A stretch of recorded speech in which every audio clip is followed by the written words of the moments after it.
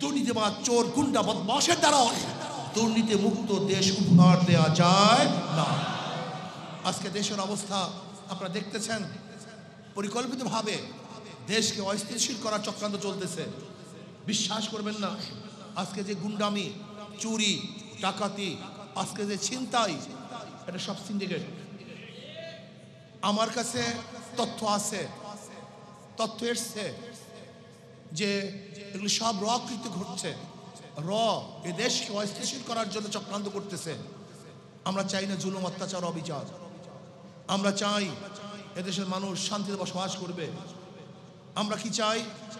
বিচারালয়গুলি স্বাধীন থাকবে। বিচারালয় তারা বিচার করবে তাদের বিবেক অনুযায়ী, আইন অনুযায়ী। যেখানে অন্য করে ইশারায় বিচার হবে না, এরকম বিচার বিভাগ আমরা দেখতে চাই। আমরা দেখতে চাই প্রশাসনের মধ্যে দুর্নীতিবাজ থাকবে না। প্রতিটা প্রশাসন এই দেশের জন্য চেষ্টা করবে, এরকম প্রশাসন আমরা দেখতে চাই।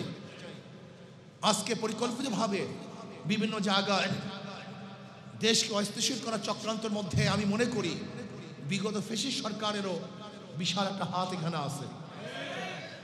আমি অন্তর্বর্তী সরকারকে বলবো, এর থেকে পরিত্রাণের শুধু একটা উপায় আমি মনে করি, যেই এলাকায় দুর্নীতি হবে ওই এলাকার প্রশাসনকে সাসপেন্ড করে দেন। ধরে নেন এই পল্টন এরিয়ায় যদি কোনো গুন্ডামি হয়, চাঁদাবাজ হয়, ওই এরিয়ার যারা দায়িত্বশীল আছে বরখাস্ত, কোনো বাদ নেই। আপনি দেখুন, এই কাজটা করুন। যদি এই কাজটা শুরু করেন ওই এলাকায় দেখবেন গুন্ডামি থাকবে না। কারণ প্রশাসনকে ফাঁকি দিয়ে একদিন গুন্ডামি করা যায়, সেই গুন্ডামিকে স্থায়িত্ব করা যায় না। কাজে অন্তর্বর্তী সরকারকে বলবো, শক্ত হাতে দেশকে পরিচালনা করেন। দুর্বল হাতে এদের চালানো সম্ভব নয়। যদি আপনি শক্ত হাতে দেশকে পরিচালনা না করেন, এমন বিপদে পড়বেন যে এই বিপদ থেকে আপনি রক্ষা পাবেন না, জাতীয় রক্ষা পাবে না। সবচেয়ে শ্রেষ্ঠ মাখলুক যারা, আল্লাহ পাকের শ্রেষ্ঠ জীব, এই মানব সন্তানের অসহায় অবস্থা কি দেখেন। যেখানে তারা থাকেন চিন্তাও করা যায় না এখানে আশরাফুল মাখলুকাত কিভাবে বসবাস করে। তাদের দেখার কেউ নেই। হাজারো মানুষ ক্ষুধার্ত অবস্থায় রাত্র কাটাচ্ছে। হাজারো মানুষের বাচ্চাগুলি ক্ষুধার্ত অবস্থায় কাতরাচ্ছে। হাজারো বিধবারা অসহায় অবস্থায় আছে। হাজারো গরিব আজকে চিকিৎসাহীন ধুকে ধুকে মরছে। এই সমাজ আমরা দেখতে চাই না। আমরা দেখতে চাই না গরিবের মেধাবী সন্তানগুলি অর্থের অভাবে পড়াশোনা করতে পারে না, উচ্চশিক্ষায় শিক্ষিত হতে পারে না। এই সমাজ আমরা দেখতে চাই না। আমরা এমন এক সমাজ দেখতে চাই যেখানে গরিব দুঃখী মেহনতি মানুষের মেধাবী সন্তানগুলিকেও রাষ্ট্রীয় খরচে সর্বোচ্চ শিক্ষিত করার ব্যবস্থা যেন থাকে। আমরা দেখতে চাই যে ক্ষুধার্ত মানুষের পাশে সরকার দাঁড়াবে। যেরকম ওমর ইবনে খাত্তাব রাদিয়াল্লাহু বলেছেন, আমার খেলাফতের আমলে যদি ফোরাতের কুলে একটা কুকুর না খেয়ে মারা যায়, আমি ওমরকে জবাব দিতে হবে। আমরা সেই সমাজ দেখতে চাই। আমরা চাই না মারামারি, কাটাকাটি, হানাহানি, জুলুম, অত্যাচার, অবিচার, খুন, ধর্ষণ, ইফতিজিং, অবৈধ মামলা, মিথ্যা মামলা, এগুলো আমরা দেখতে চাই না। আমরা দেখতে চাই না দুর্নীতি। আমরা দেখতে চাই প্রত্যেকটা ব্যবসায়ী তারা ব্যবসা করবে যেখানে চাঁদা দেয়া লাগবে না। আমরা দেখতে চাই যেখানে চাকরিওয়ালাদের পদোন্নতি হবে যোগ্যতার ভিত্তিতে, যেখানে তাদেরকে কোনো টেলিফোনের সুপারিশের প্রয়োজন হবে না। আমরা দেখতে চাই প্রত্যেকটা ছাত্র মেধার ভিত্তিতে ভর্তি হবে, যেখানে কোনো বৈষম্য থাকবে না। আমরা কি দেখতে চাই? আমরা দেখতে চাই মানুষ বিল্ডিং করবে, সেখানে চাঁদাবাজরা আসবে না। আমরা কি দেখতে চাই? আমার মা বোনেরা রাস্তায় বের হবে কিন্তু ইফতিজিংয়ের শিকার হবে না, ধর্ষিতা হবে না। আমরা কি দেখতে চাই? আমরা অর্থ নিয়ে রাস্তায় বের হব, নিরাপদে বাড়িতে ফিরবো, সেখানে গুন্ডাদের কবলে পড়তে হবে না। এরকম সমাজ আমরা দেখতে চাই, যেই সমাজটা থাকবে মানুষের সমাজ, প্রত্যেকের উপকার করবে, সাহায্য করবে। ওই উসিরুনা আলা আনফুসিহিম ওয়ালাউ কানা বিহিম খাসাসা, নিজের উপর আরেকজনকে প্রাধান্য দিবে, সেই সমাজ আমরা দেখতে চাই।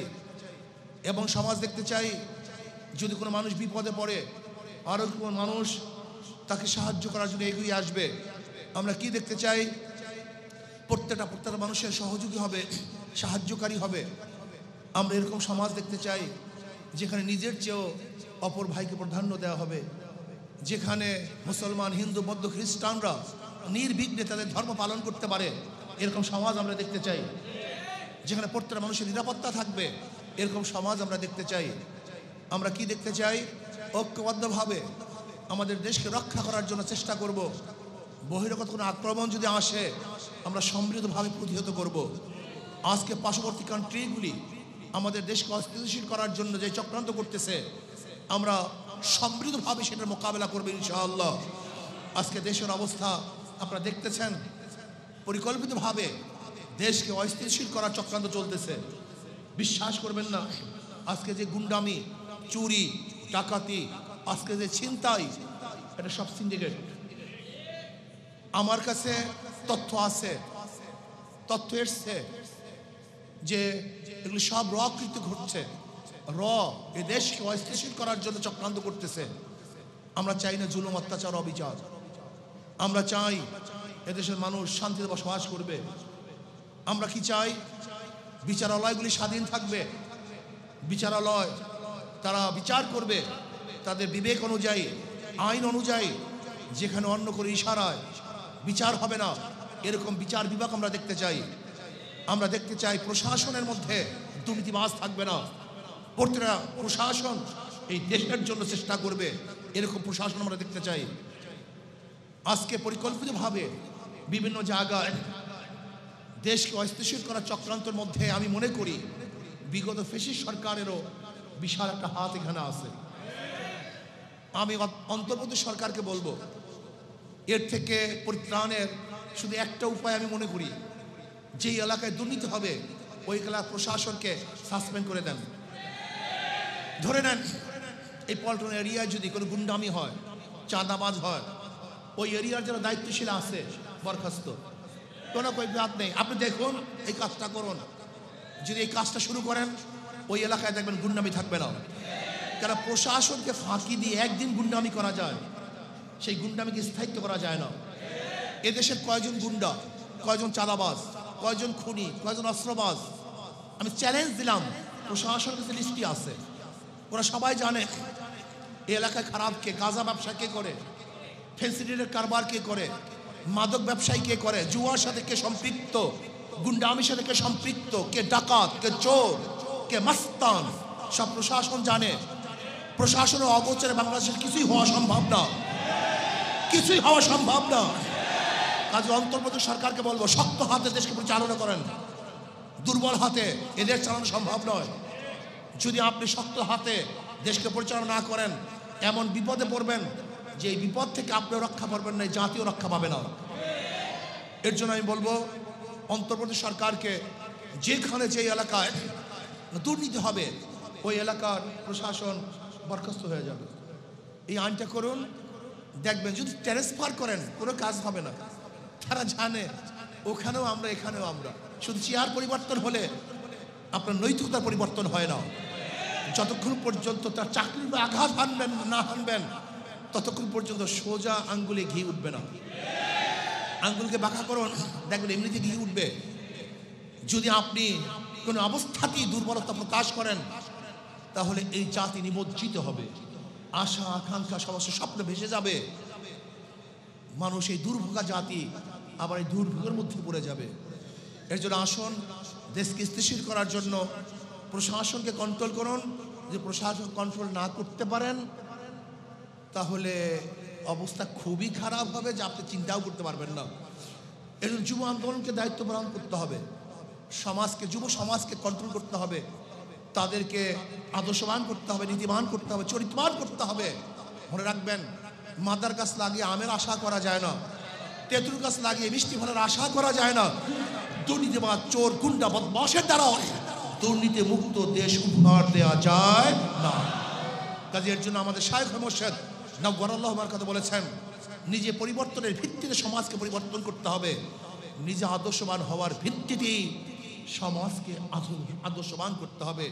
কাজে আল্লাহ আমাকে এবং আমাদের সবাইকে ইসলাম হুকুমাত করার মাধ্যমে কল্যাণ রাষ্ট্র কায়েম করার তৌফিক দান করে।